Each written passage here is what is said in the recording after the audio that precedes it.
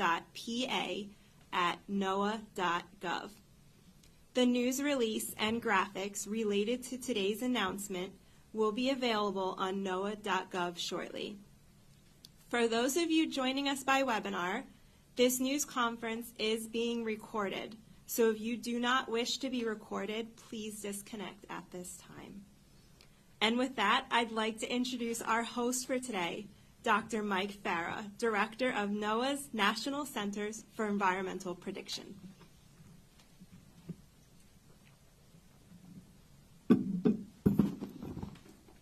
Thank you, Allison. Welcome. I'm really honored to be the host for today's ceremony, an event, and I welcome you here to this world-class facility here in College Park, Maryland.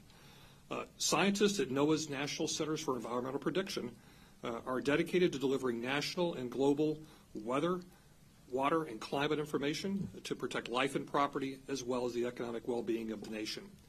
The building you're in today is home to 5 of our 9 national centers, including, first, NCEP Central Operations, or NCO, who operate the weather and climate operational supercomputing system our models run on, as well as other processing and dissemination systems. Secondly, the Environmental Modeling Center, or EMC, where the computer models develop and improve our nation's weather models. Third, the Weather Prediction Center, or WPC, where national forecasters provide services 24/7 for weather forecasts to support our National Weather Service's 122 local weather forecast offices. Fourth, the Ocean Prediction Center, where forecasters provide ocean predictions to support safe maritime activities and commerce. And finally, fifth, the Climate Prediction Center, or CPC, where forecasters develop seasonal temperature and precipitation outlooks and forecasts for El Nino and La Nina, and the Atlantic hurricane season outlook, which is what we're here to talk about today. In addition to the 5 centers here in this building, we have 4 other operational centers located across the country, including the Aviation Center in Kansas City, the Storm Prediction Center for tornadoes in Norman, Oklahoma, and the Space Weather Prediction Center in Boulder, Colorado.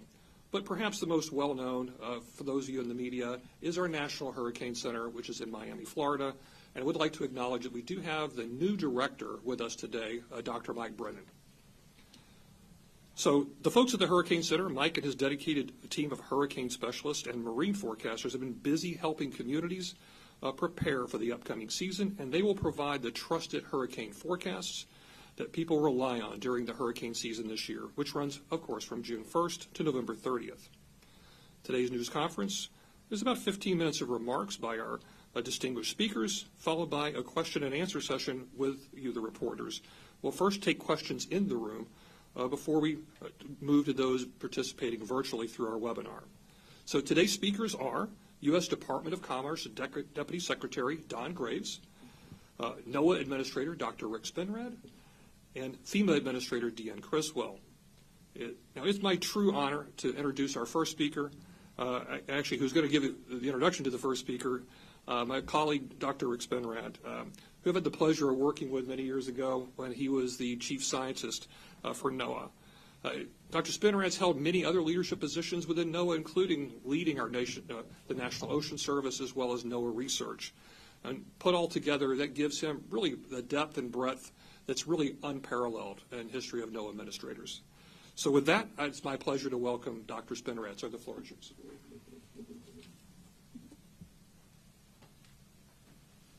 Thank you, Mike. And it is my pleasure to welcome Deputy Secretary Don Graves here today. Deputy Secretary Graves has been a very strong supporter of both NOAA's mission and our workforce, and in fact has really been an integral champion within the Department of Commerce to make sure that the work we're doing at NOAA is closely coordinated with all of the equities and entities within the department, especially in the context of our work towards developing a climate-ready nation to ensure that the public and communities and industry have the kind of reliable, actionable, and accessible information needed to make decisions related to weather and climate events. And with that, we're very glad to have Deputy Secretary Graves here today, and I will turn the mic over to you, sir. Thank you. Well, thank you so much, Dr. Spinrad, and thank you all for having me here today. Welcome to everyone who's participating in this press conference. Welcome to NOAA's National Center for Weather and Climate Prediction. At the Commerce Department, we're fully committed to NOAA's mission to study, forecast, and issue watches, warnings, and other decision support for tropical systems in our ocean basins.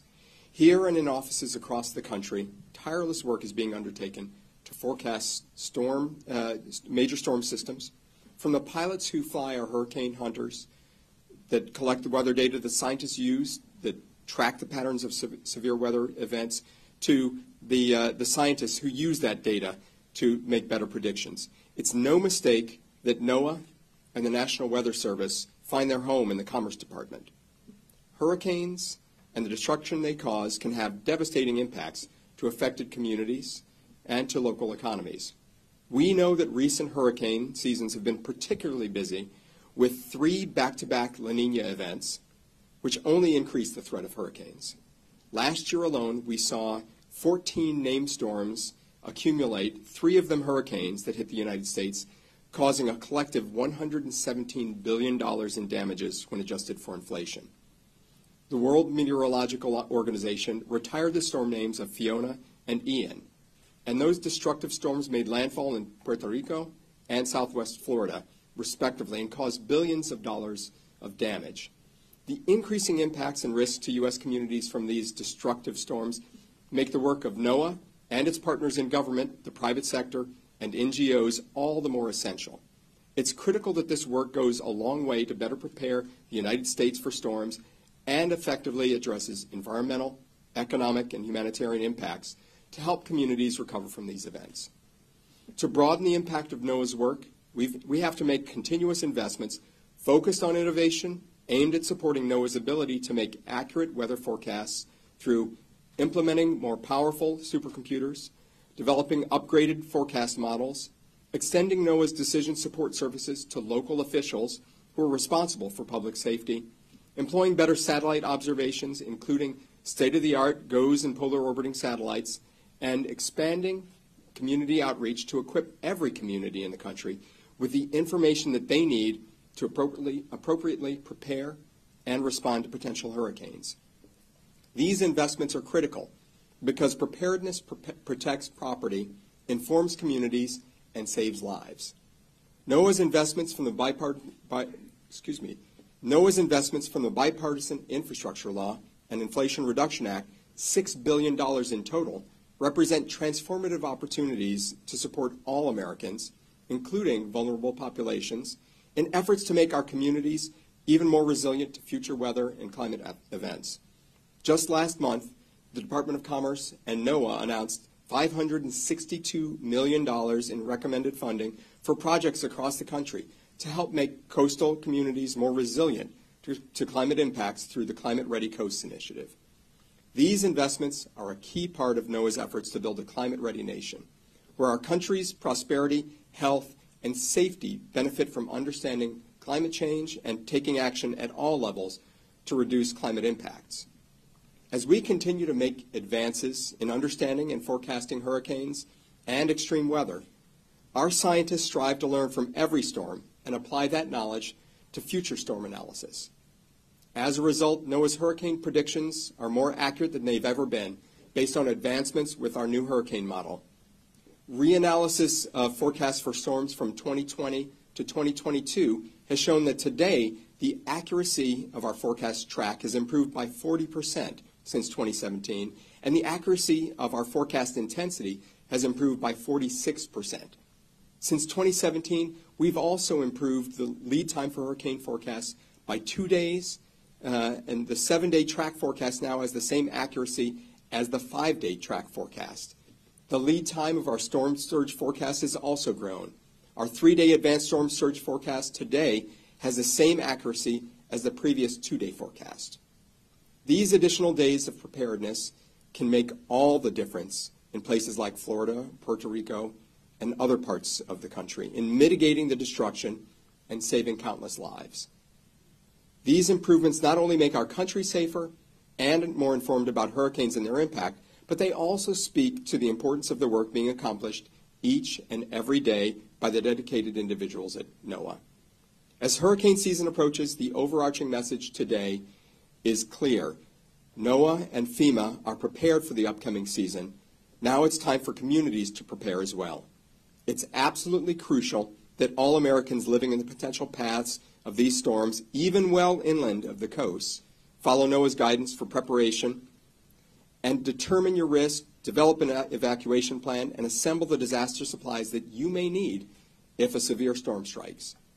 Please stay informed and be ready to heed warnings from NOAA's National Weather Service and your local emergency managers.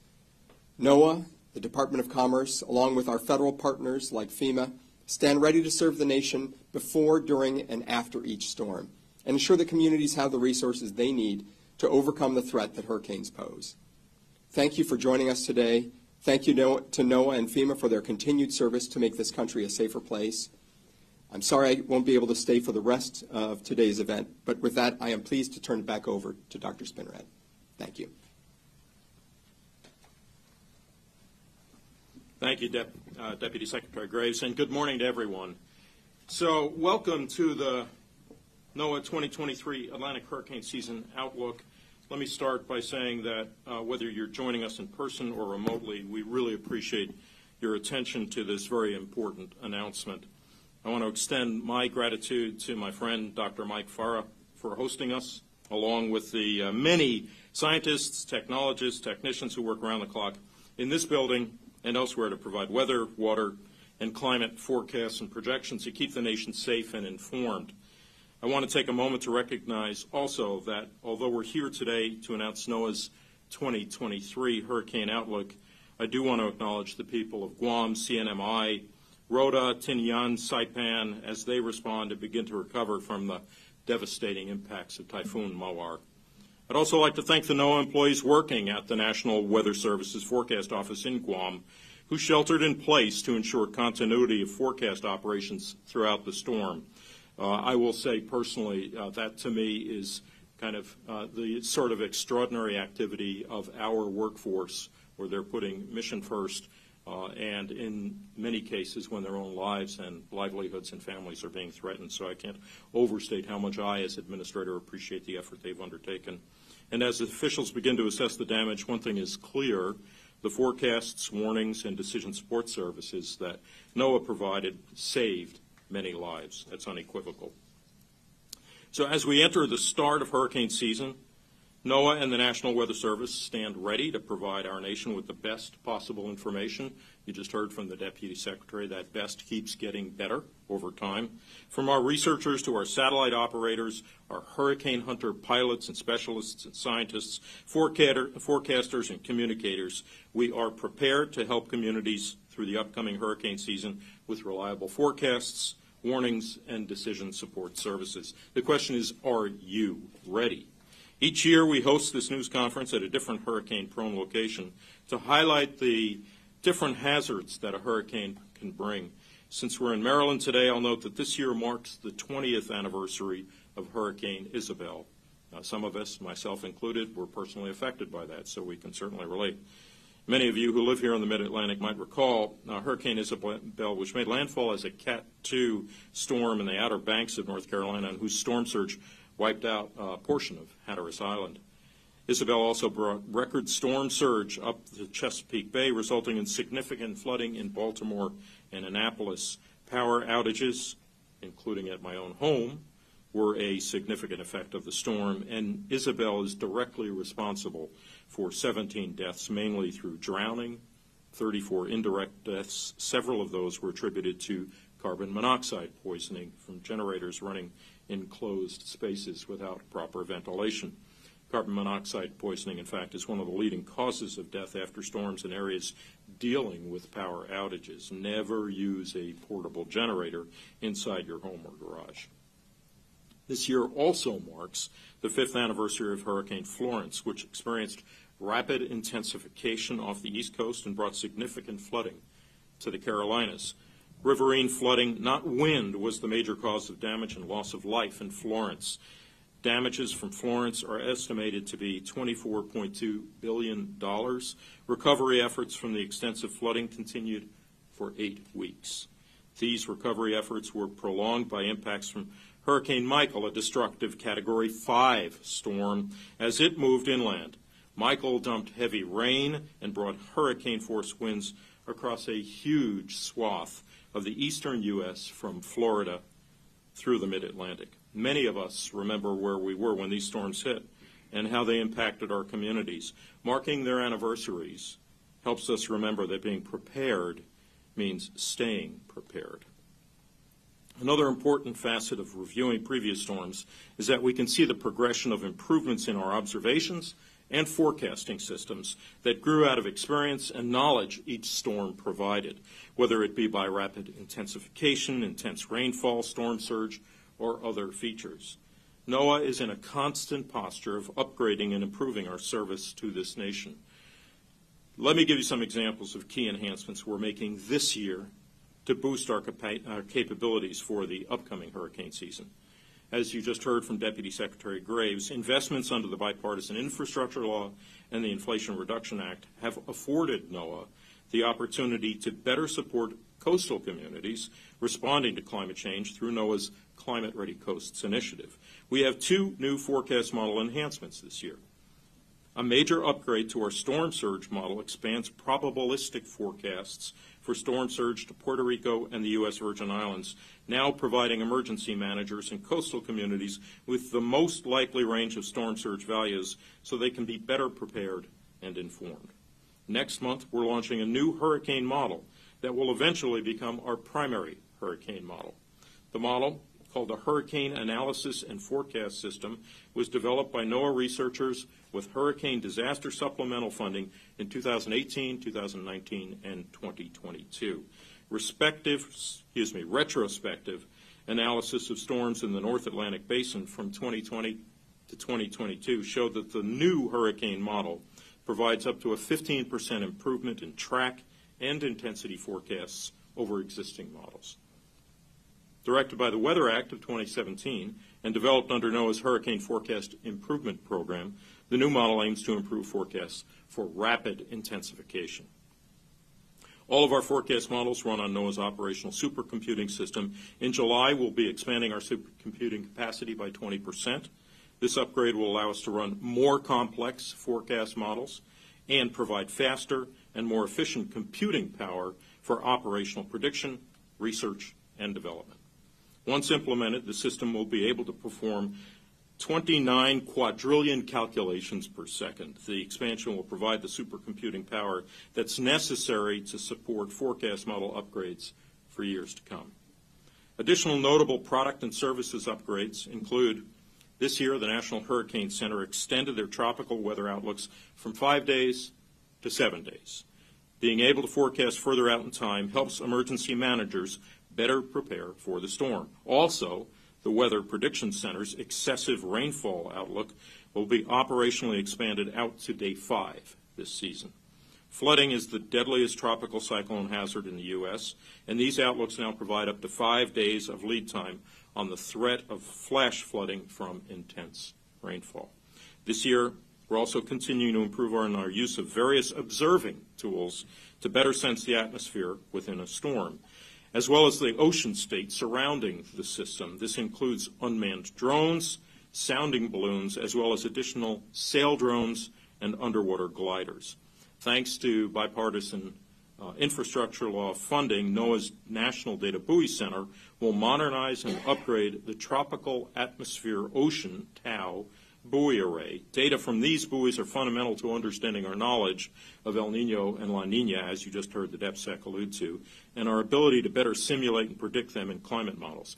The El Nino and La Nina climate patterns can influence Atlantic hurricane season. These are exciting investments and advancement that will help our agency support communities living in the path of tropical cyclones.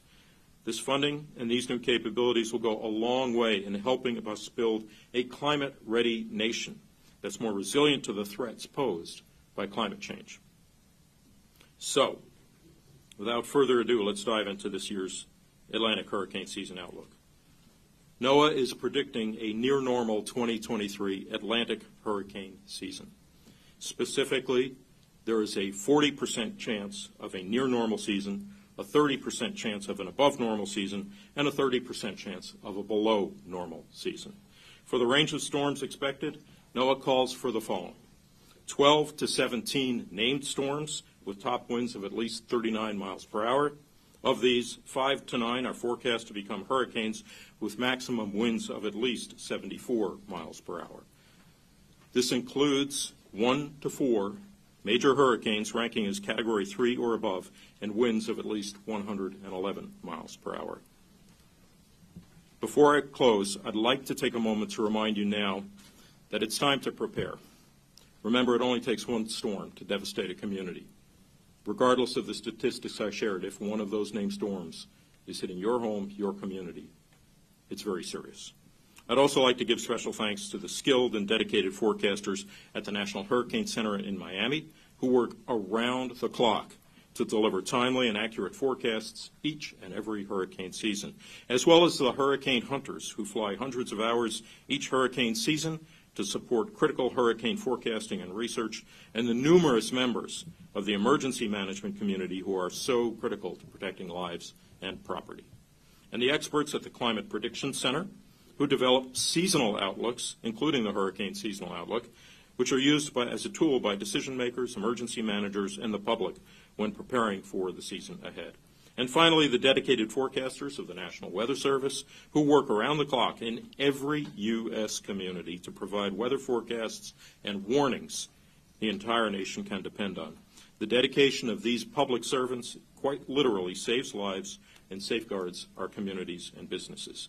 And now, it's my pleasure to invite FEMA Administrator Deanne Criswell to the podium. Thank you.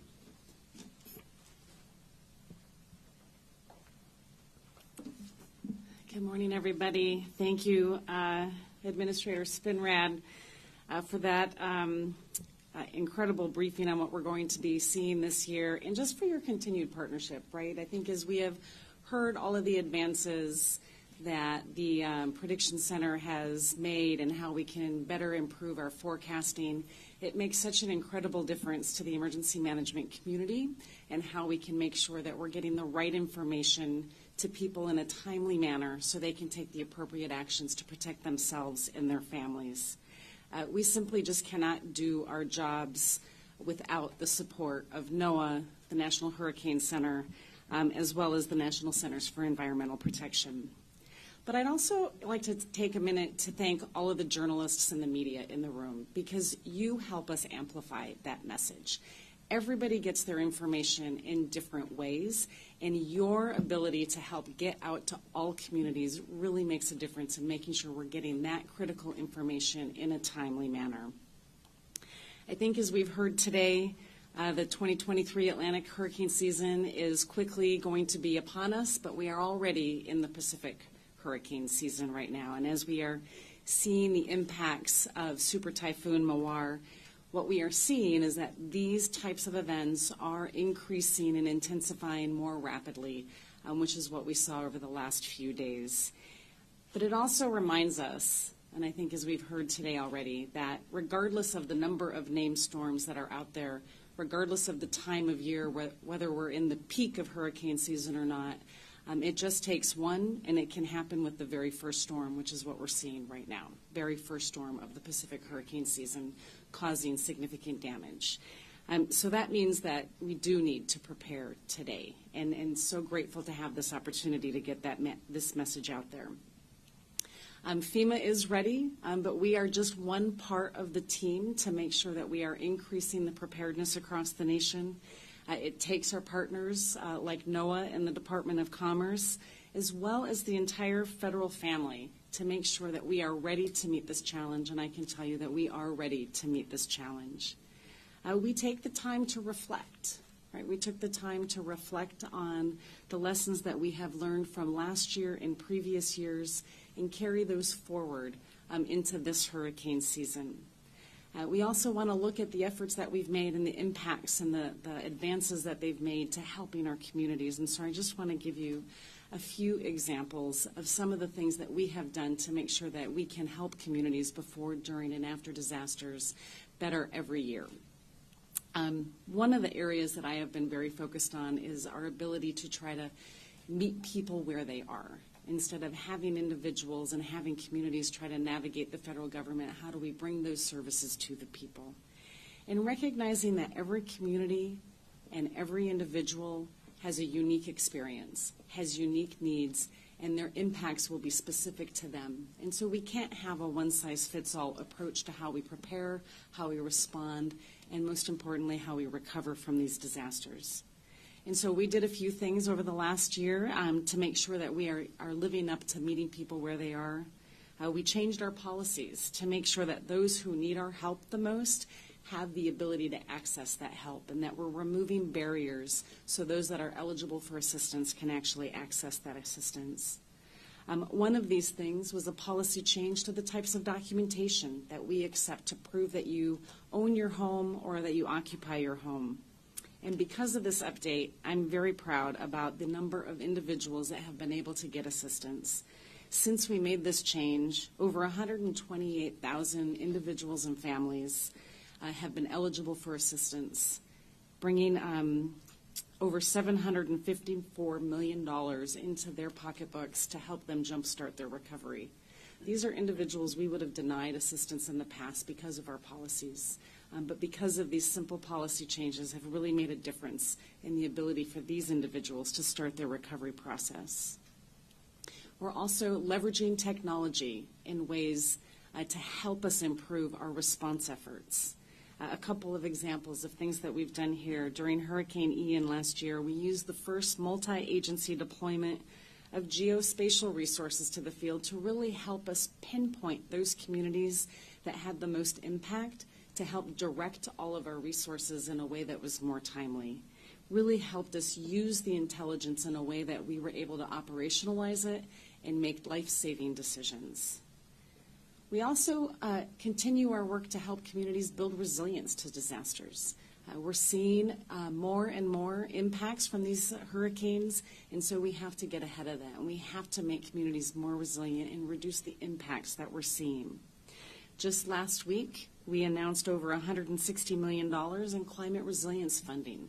This is additional funding as part of our mitigation programs in the Building Resilient Infrastructure in Communities and our flood mitigation assistance programs to really help these communities get ahead of the impacts and start to build resilience.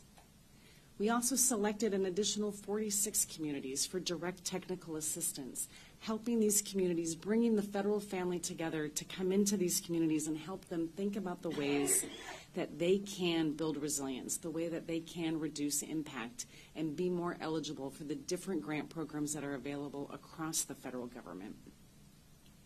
And today I'm also happy to share that our partners at HHS announced $65 million in funding for healthcare centers in areas that were hit hard from hurricanes last year.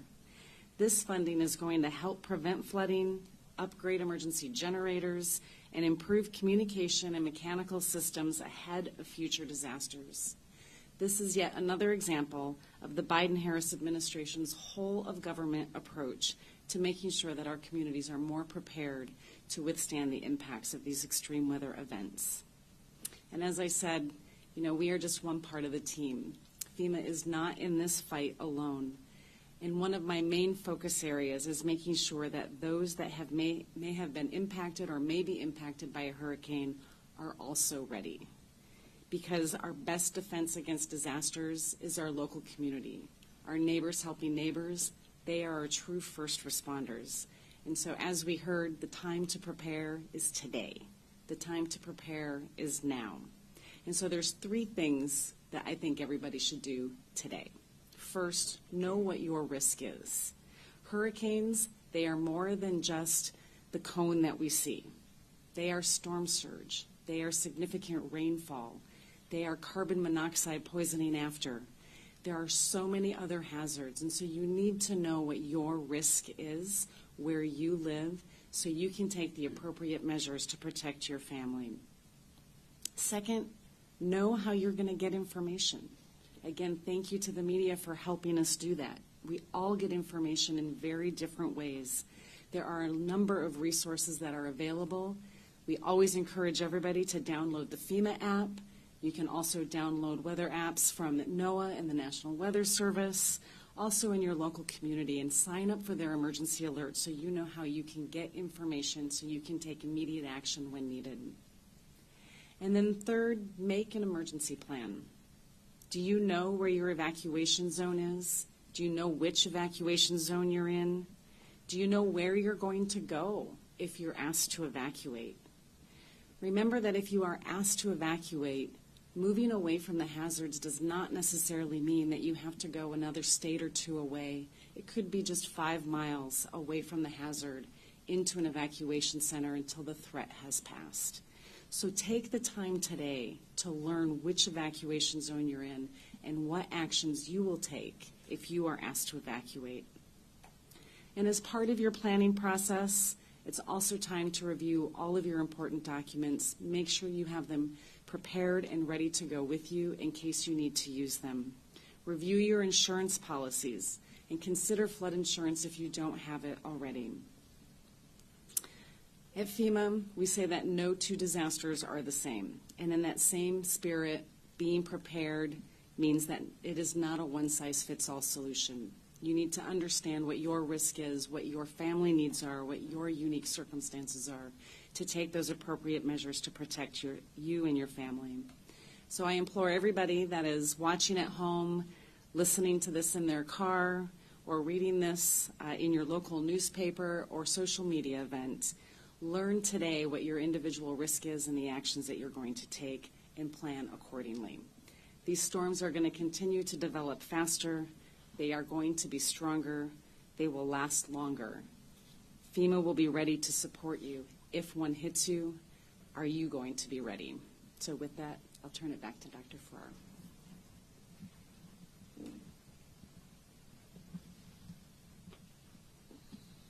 Thank you so much, Administrator Criswell.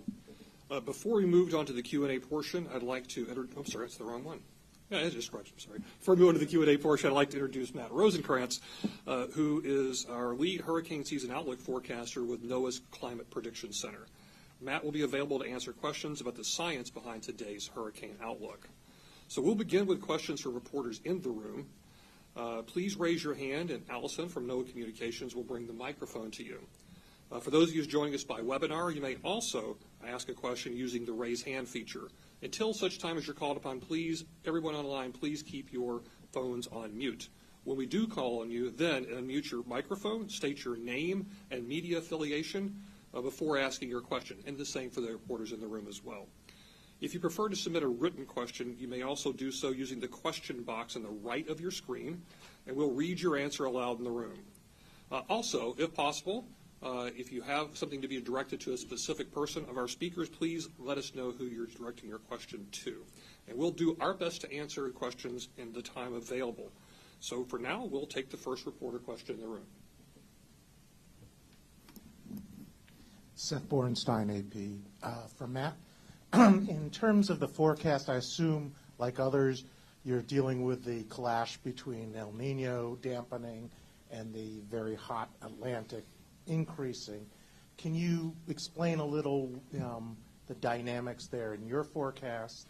And more importantly, El Nino, once it happens, you know it's going to be around for a few months.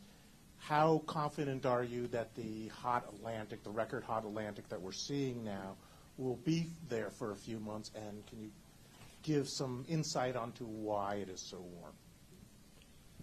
So, yeah, those two things did come into the forecast, the interplay between the El Nino and the favorable conditions across the Atlantic, not just the sea surface temperatures, but as well as the wind patterns and the shear patterns that are over the Atlantic, as well as the predicted shear patterns over the Atlantic. So it's kind of like a clash between those two big features. El Nino can control about 33 to 38% of the variance, so it's not all of it. The sea surface temperatures in the Atlantic should stay around for months through the summertime, once they're established. Overall, the patterns in the Atlantic that are favorable, they change in what we call the Atlantic multi-decadal oscillation. They change every 25 to 40 years. Now, the specifics as far as how warm it is this year, we are warmer than we were last year. We're about as warm as we were in 2020. Once you move into the summer season and you establish kind of strong high pressures over the Atlantic Ocean, over most of the ocean basins, it's very hard you're not going to disrupt that tropical temperatures as much. You can disrupt the mid-latitude with storms, but not as much the tropics. So once it's kind of established, it's likely to hold on just as long as ENSO is likely to hold on through the entire season. Now, El Nino, right now the forecast is a 93% chance for that to be an El Nino phase during the core of the Atlantic hurricane season, August, September, October. But that is likely to last many, many months.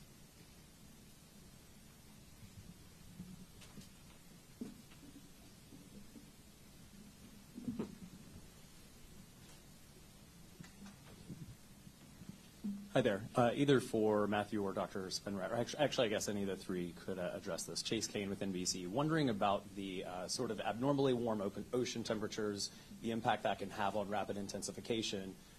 People on the coastline might see, oh, a Category 1, I don't need to evacuate, and then all of a sudden it's Cat 3, 4, 5 storm.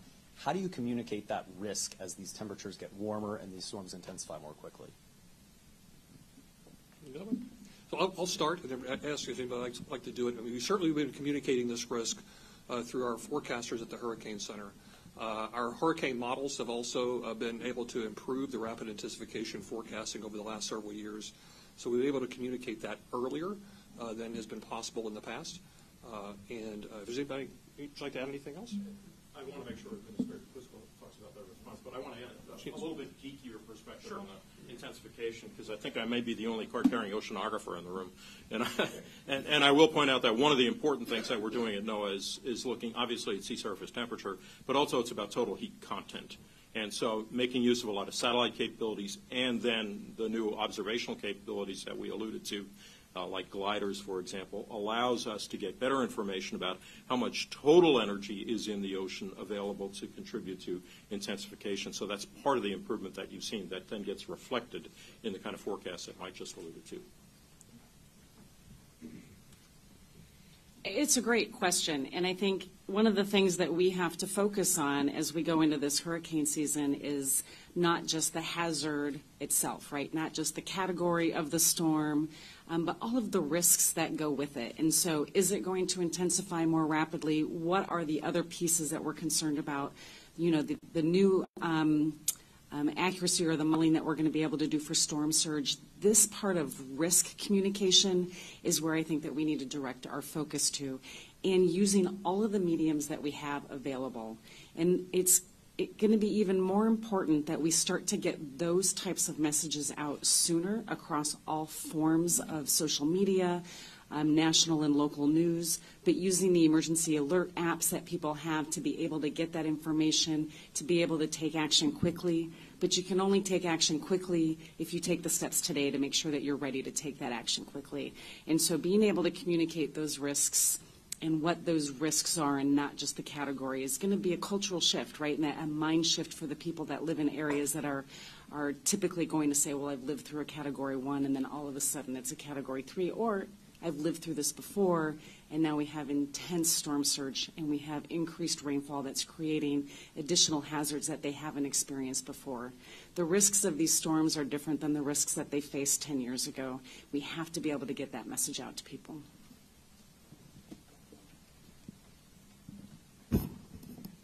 Hi, I'm Tom Frank from E&E News. I have a question for you, Administrator Criswell, about FEMA preparation. First, the disaster relief fund, you said it's going to run out of money in August and that you're going to ask for more money. I want to ask, have you put the request in? What's the status? And then also FEMA staffing. The GAO just put out a report talking about shortfalls in staffing. What are you doing about that? So on the disaster relief fund, yes, we're still projecting a shortfall. I believe it's in August now. It's been pushed back. And we are still working with the administration on what a supplemental request would look like. I can tell you that we will always have enough money to be able to respond and make sure that we can support any life-saving efforts that need to happen.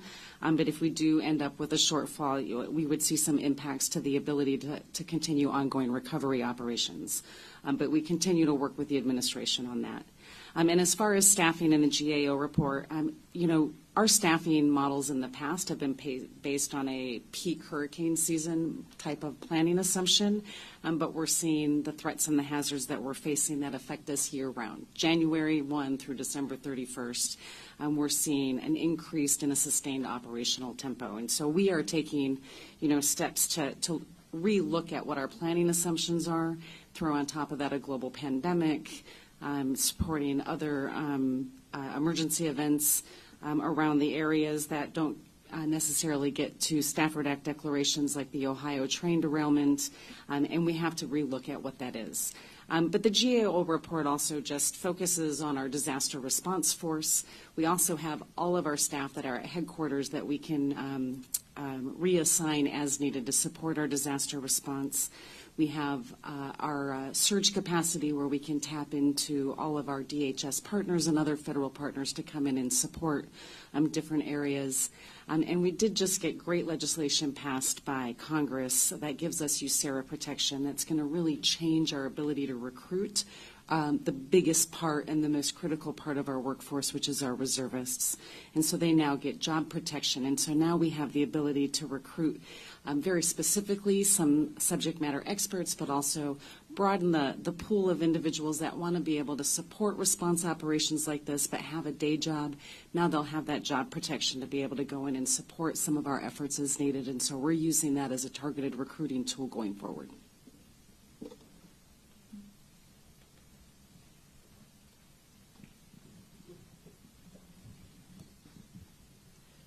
Good morning. Tom Pershad, Chief Med, WSA 9 here in Washington. I love computer models, so I'm intrigued with this new hurricane model. Can you talk a little bit about the evolution? Did you start from scratch? Did you take some models and blend them? And when can I get my hands on it? Matt or Rick, I don't know who wants to take that.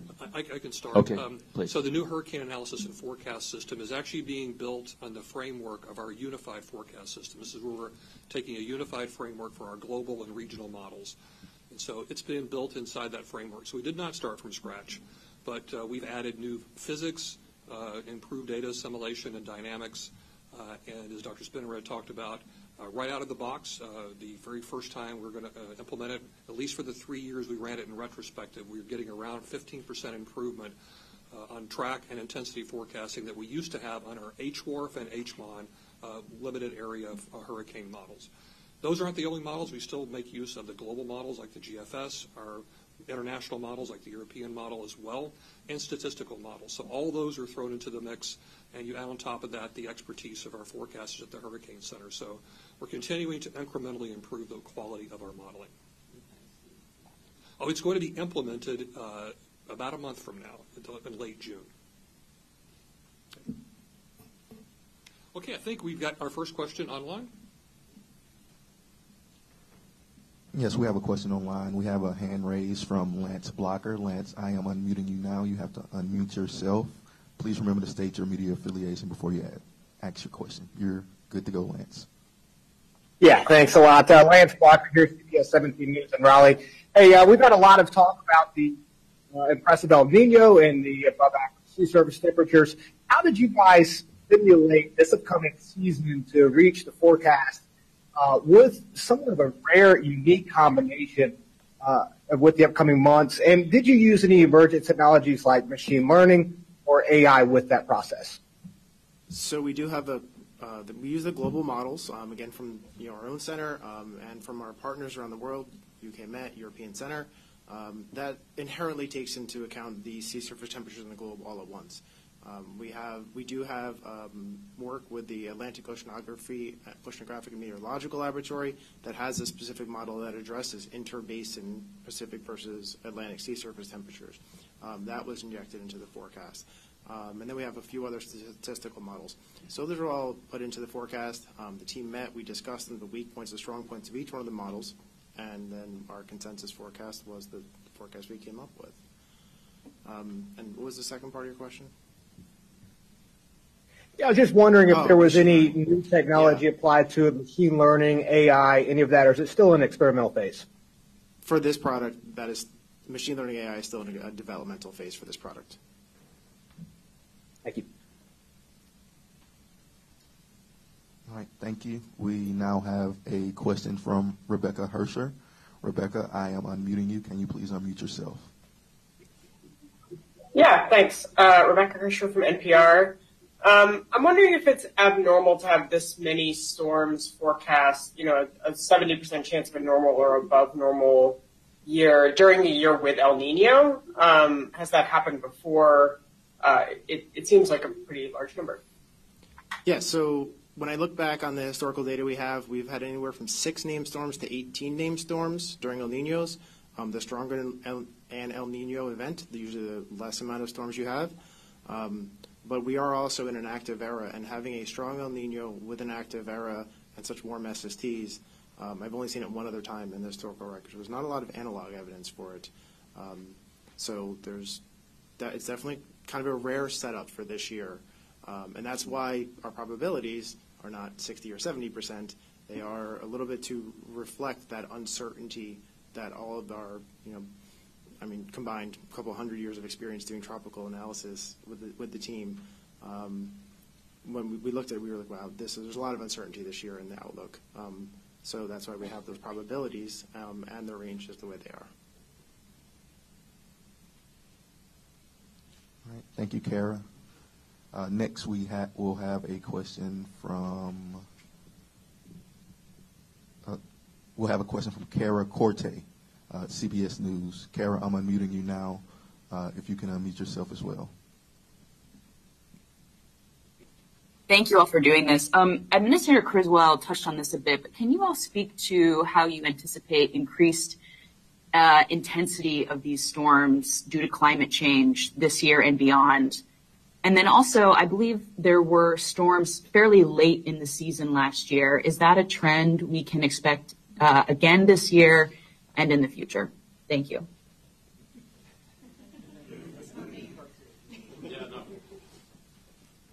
This is Rick Spinrad, the other administrator. And I will point out that what we do see with respect to your question on a climate signal, I would say that first of all, fundamentally, we know that with climate change and increased energy coming into the system, that energy has to go somewhere. So we see it in a variety of different forms. You may see it in slightly more energetic forms. You may see it in storms, rather. You may see it in storms that, for example, yield more precipitation, slightly stronger winds, that kind of thing. And so I oftentimes use the case of Hurricane Harvey, where we saw almost 5 feet of rainfall as an example of the kinds of manifestations that increased energy coming into the system can produce. And you had a second question, which I think might be more appropriate for Matt with respect to some of the statistics. Can you repeat that question, please? Yes, I believe there were storms fairly late in the season last year, later than normal, into November. And so I'm wondering if we anticipate that happening again. So this specific outlook does not have any information about early or late season storms within today's outlook. We have during active years, like 2020, 2021, we do tend to see more early season and late season activity. But that's generally because the entire situation is more conducive to more formations. So if you have an active year, you typically do have more front and back end to the season storms, but not necessarily. But this specific outlook does not have any information, and it's not part of the package that we look at. We're just doing the total season from these numbers. So we're not. I can't really give you any information on should we expect a late season this year or not.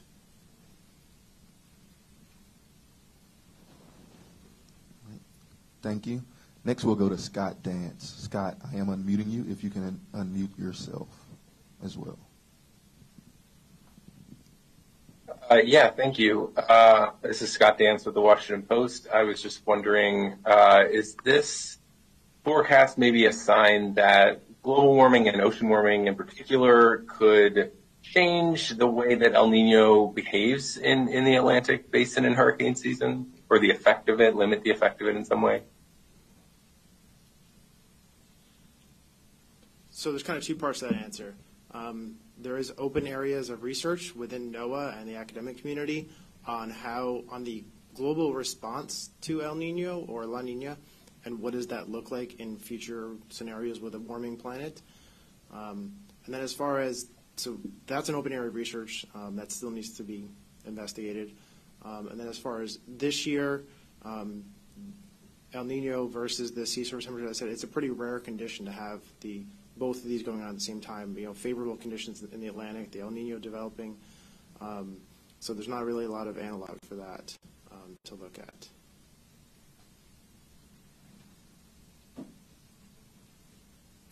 And our last audio question will be from Emily Foxhall. Emily, I'm going to unmute you if you can unmute yourself. Hi, I'm in Houston and I write for the Texas Tribune. I was wondering, Matt, if you guys looked at this regionally at all and if there's anything in the Gulf that might make things better or worse for us here. No, this particular forecast is for or outlook is for the entire basin. There was really no skill or attempted regional outlook for it. So there's no additional information on where in the Atlantic Basin it will be or whether or not it will be making landfall or not. It's just the total number of storms for the season.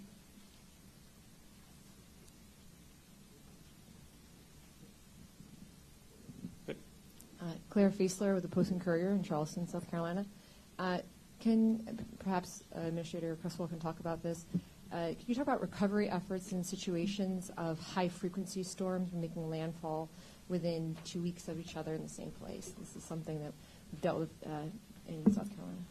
Yeah, I mean, that's a great question, right? And so anytime we have a community that is ongoing or still going through a recovery from a previous storm, it just makes them that much more vulnerable to any future events that might come through there. And so we pay very close attention to what the current status of recovery efforts are and where the gaps are, where the weakened infrastructure is and where it's more vulnerable, so we can put the appropriate measures in place to have the resources available to quickly stabilize that event afterwards, but also if there's anything that we can do to shore up or stabilize ahead of a storm. I think a good example of that is really some work that we're doing in Puerto Rico right now.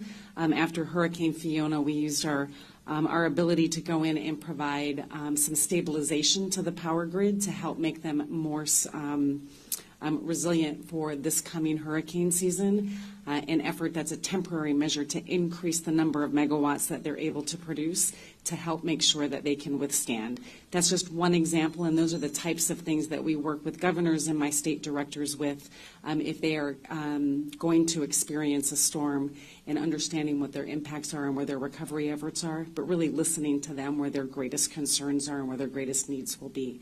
But it's also really important then for individuals, right, that are still ongoing their recovery efforts to be able to take those actions today to know what they're going to do, how they're going to prepare, where they're going to go to be able to protect themselves and their families. We're now going to go to a couple of written questions from contributors online. Yes, thank you.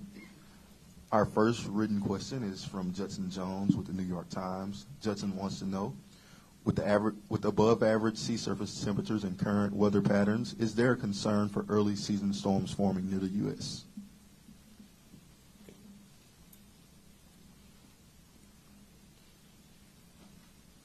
So there is no information in this outlook that would talk about front-loaded early season storms or late season.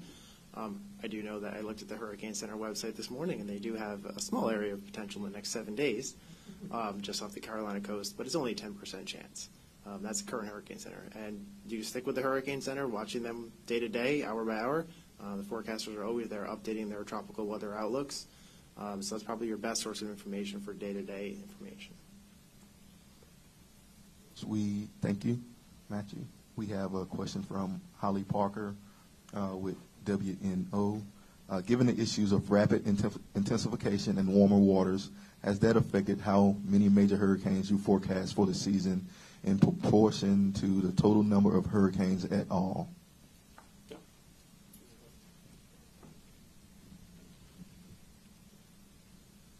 The rapid intensification, the changes in that current years did not play an actual computational impact into the numbers. The numbers come out of the models and the statistical models. They all come out at the same time.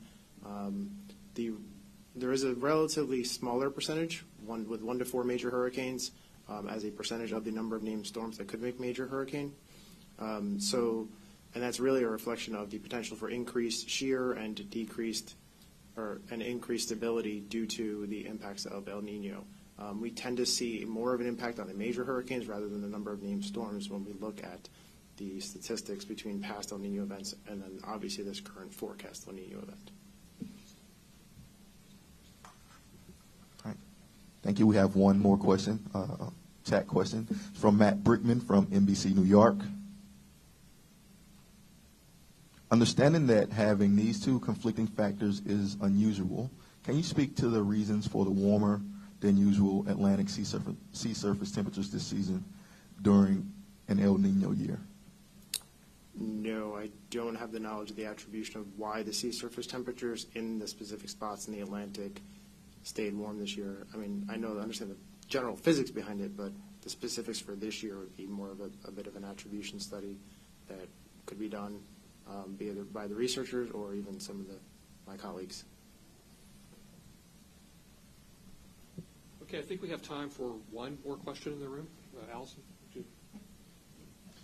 Seth Borenstein, AP, maybe for you or Dr. Spenrad or Mike Brennan, since he's somewhere in the room.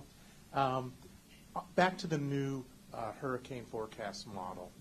In terms of rapid intensification, you're saying it's an improvement of about 15%. How do you, first off, do you think this is the solution to the long problem you've had with rapid intensification and being caught unaware? And second is this the first time you're taking ocean heat content into factoring it in the modeling, or are you giving it higher credence than you have in the past? So I'm wondering how big a factor is ocean heat content in the improvement here? So we have always used sea surface temperature and ocean content as a boundary condition for our models. So that part is nothing new.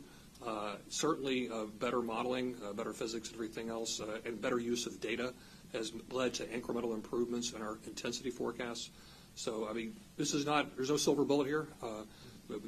Continued observations, continued improvement in the models, potentially higher resolution and more ensemble numbers to get to the uncertainty. So I think we're just going to continue to crack away at this problem, just like we do in the atmospheric forecast, just continue for incremental improvements. Did you have anything to add? Mike, you just want to add that part of the ocean that is different is our observational capabilities. So whether it's through gliders or some right. autonomous systems. Dr. Spinner made a good point. Part of our gaps in the past has been really we have a lot of satellite data, a lot of data over the surface of the land surface, but our in situ ocean observations are pretty sparse. And so we've made use not of just with the conventional buoys, but we've been taking advantage into new commercial platforms and mobile platforms such as the gliders, and the sail drones, for example. And adding those observations in has really helped us incrementally. Is that going to be the last word? We got one more. I think we have time for one more. Go ahead. There, Chase Kane with NBC. For Administrator Criswell, I'm wondering if you could talk about with the overall trend of whether it's hurricanes or other climate-fueled weather events costing a lot more money, causing more damage. How do we shift the conversation to adaptation instead of just the disaster response? Incredibly important question. We are definitely seeing an increase in the amount of recovery costs that we are doing. I don't have the exact stat in front of me, but it's somewhere of the amount of money that we've spent over the last 5 years in recovery is equivalent to like the previous 15 years, right? And so we can certainly get you that number, but we have to switch that conversation. We have to be able to get ahead of this and get out of this continuous response, recover, rinse, and repeat cycle and get ahead of this and reduce the impacts. That's why we've made incredible investments through the programs that we have, through our Building Resilient Infrastructure and Communities Mitigation Program, our Flood Mitigation Assistance Program. Also, as we're doing recovery, we have the ability to do mitigation as they're rebuilding to make sure that they can rebuild their infrastructure in a way that's going to reduce the impacts from future disasters. That's just FEMA's part in this, but this takes the entire whole of society to be able to have these conversations, to look at what your future risks are going to be and take the measures today to put the adaptation pieces in place to help reduce those impacts, and it has to be based on the future risks. We can't continuously focus our efforts on what has happened to us in the past, because the threats and the risks that we're experiencing today are different than 10 years ago. They're going to be different than what we see 10 years from now. And so through the work of NOAA and all of the different climate products that they're putting out there to help us better understand what those risks are going to be critically important as we make those investment decisions today. Well, that appears to be our last question. So I'd like to once again thank our speakers for today. Deputy Secretary Graves, who's had to leave before, NOAA Administrator Dr. Spinrad, FEMA Administrator Criswell, and our lead hurricane forecaster Matt Rosenkrantz. A reminder that the news release for today's announcement is available at NOAA.gov. A recording of the event will also be added to the news release later this afternoon. Follow-up questions and interview requests may be sent to nws.pa@noaa.gov.